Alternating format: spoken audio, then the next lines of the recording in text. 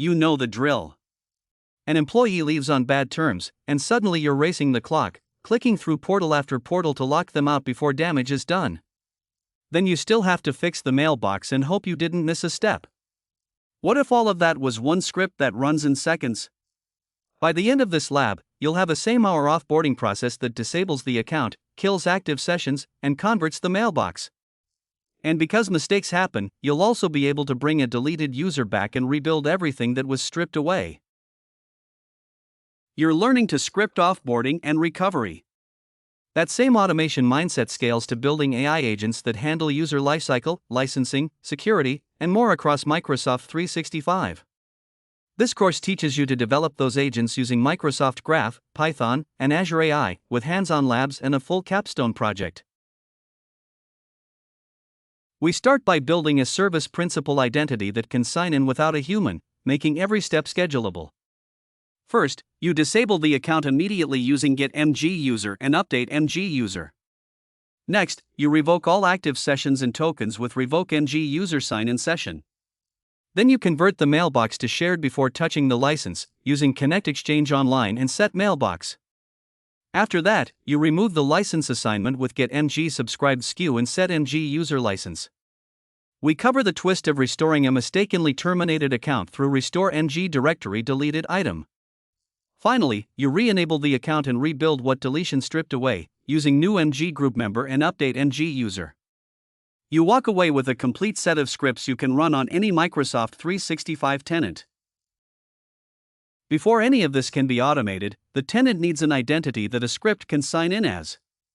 We build that in code, because a course about automation should not start by asking you to click through a portal. By the end of this section, you will have an app registration, a service principal, and a connection that needs no human at all.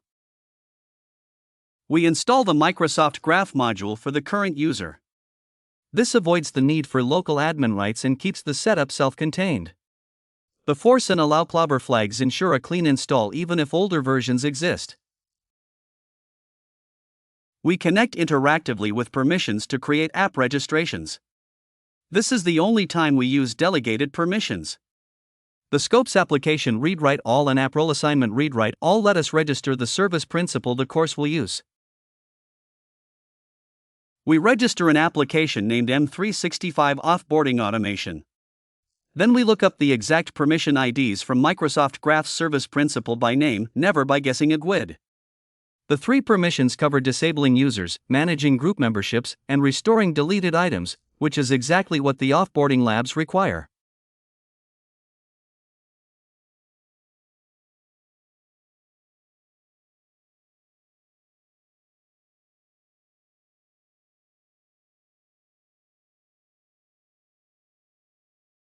We create the service principal, the identity the script runs as. Then we grant admin consent for each permission. Without this step, the service principal has the permissions on paper but cannot use them. Admin consent is what makes unattended automation possible. We create a client secret that expires in 6 months. A secret is a password for the application, and it is shown only once. For production, use a certificate instead. It does not have an expiry that silently breaks your scheduled scripts. Save these 3 values in a secure store.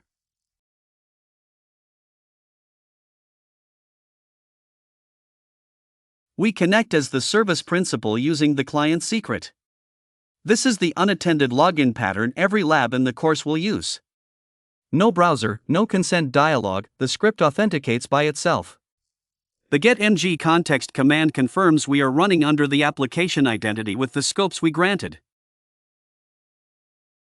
The script installs the module silently, then connects interactively and prints the welcome message. New ng application returns the display name, app ID, and object ID of the registration. The tenant ID, client ID, and secret are printed. The secret appears only here. The final connect ng graph confirms the unattended connection with the 3 scopes the offboarding labs need. The tenant now has a service principal ready for automation. When HR calls about an immediate termination, your first move is to block new sign-ins as fast as possible. Disabling the account with update ng user is that single fastest action. It stops any future interactive logon right away. But here's the catch: disabling the account does not kill sessions or refresh tokens the user already holds. Their phones, Outlook, Teams, and any browser still logged in keep working until those tokens expire. So this step buys you breathing room to do the rest correctly, but it is not the finish line. Watch for the 204 no content response, then the confirmation that account enabled is now false. After this, you'll immediately revoke those existing sessions. We'll retrieve John's user object, disable his account, and then confirm the change. You'll see a silent success followed by a property showing account enabled equals false. First, get MG user with a filter on user principal name grabs John's exact object and stores it in a variable. We use the ID from that variable in the next command. Update MG user sets account enabled to false using the colon syntax for a Boolean parameter. This is what blocks new sign-ins. Finally, get MG user with the property parameter retrieves only account enabled so we can verify the change took effect. The first get MG user returns John's full object, including his ID. Update MG user succeeds silently. No output means a 204 no content, exactly as expected. The final get MG user confirms account enabled is now false. Remember, though, this only stops new sign-ins. John's existing sessions are still alive, which is why the very next step must revoke them. When you disable an account, any session that already has a valid token can keep working until that token expires. That means a terminated employee could still access email or files for hours after you thought you cut them off. This step forces every session to re-authenticate by destroying all of John's refresh tokens. Without a refresh token, an app cannot get a new access token once the current one dies.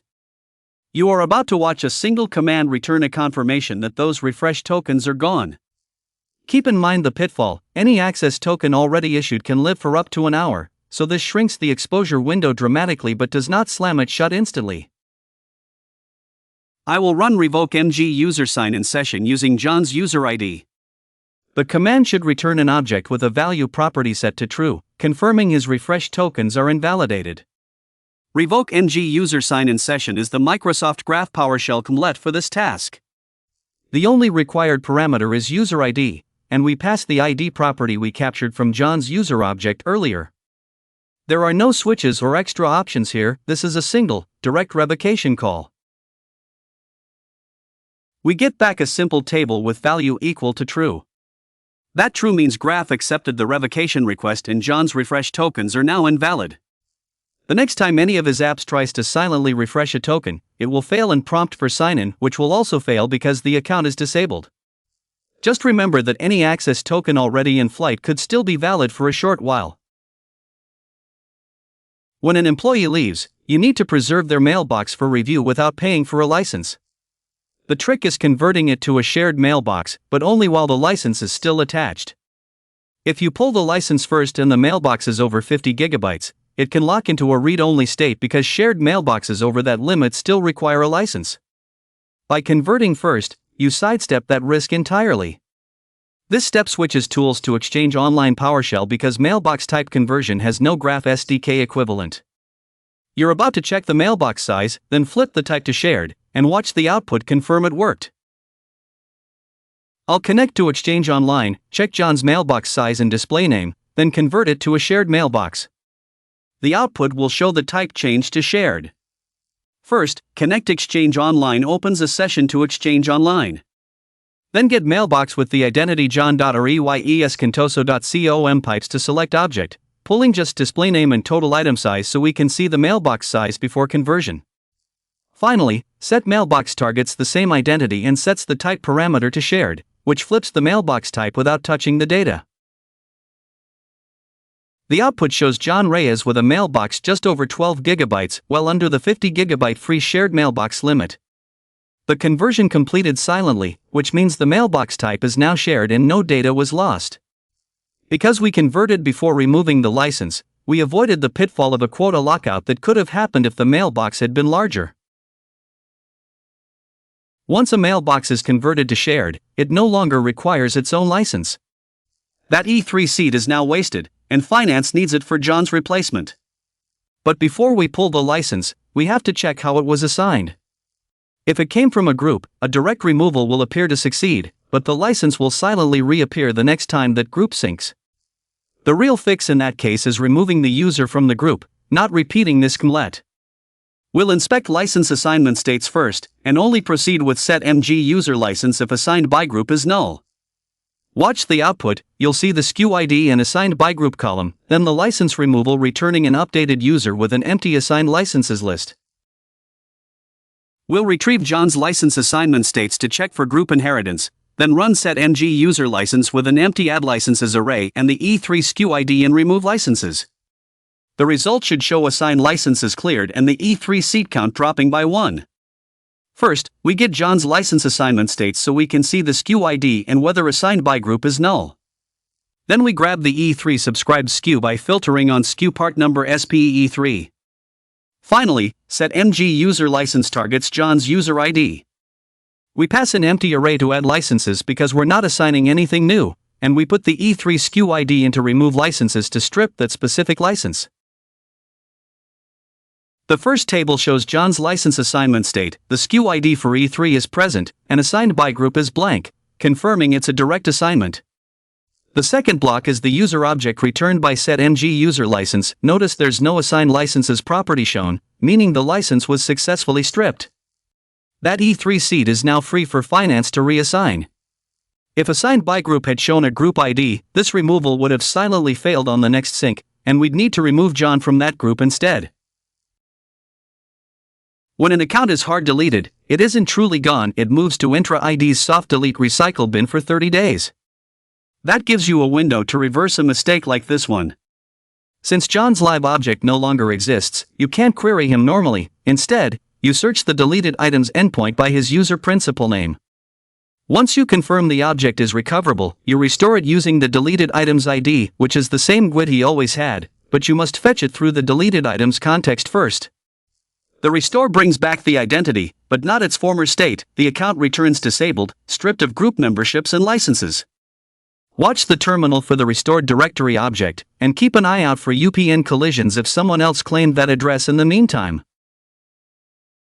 We'll search for John's deleted account by UPN, then run restore MG directory deleted item.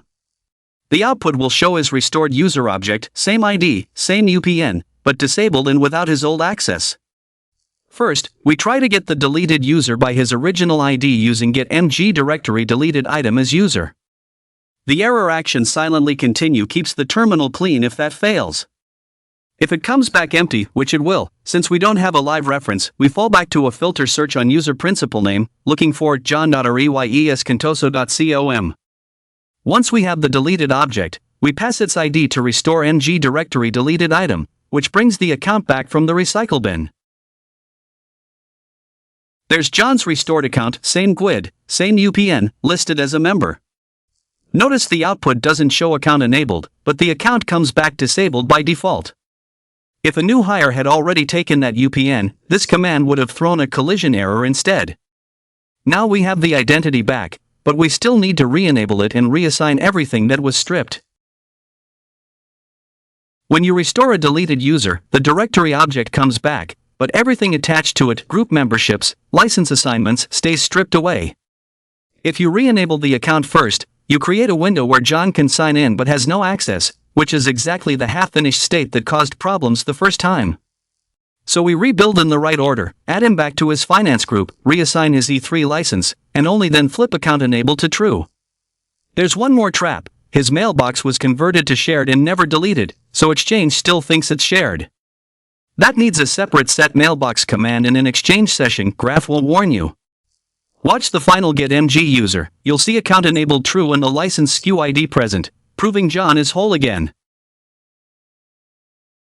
I'll add John back to his finance group, assign his E3 license, then re-enable the account. The final get MG user will show account enabled true and the license restored. First, new MG group member adds the restored user object to the finance group using the group and user IDs we captured earlier. Next, set MG user license assigns the E3 license by passing the SKU ID we saved. The remove licenses array is empty because we're only adding. Then update MG user sets account enabled to true, but only after group and license are back. Finally, get MG user retrieves the account enabled and assigned licenses properties so we can confirm the rebuild. Account enabled shows true, and assigned licenses lists the E3 skewed John is back to his pre-incident state. Remember, his mailbox was converted to shared and never deleted, so his full mail history is still intact, but you'll need that separate set mailbox type regular in Exchange Online to finish the reversal. We have now automated the full lifecycle of an angry departure, from immediate lockout to a complete restoration after a mistake. The single most useful thing to carry away is that restoration is not a single undo button.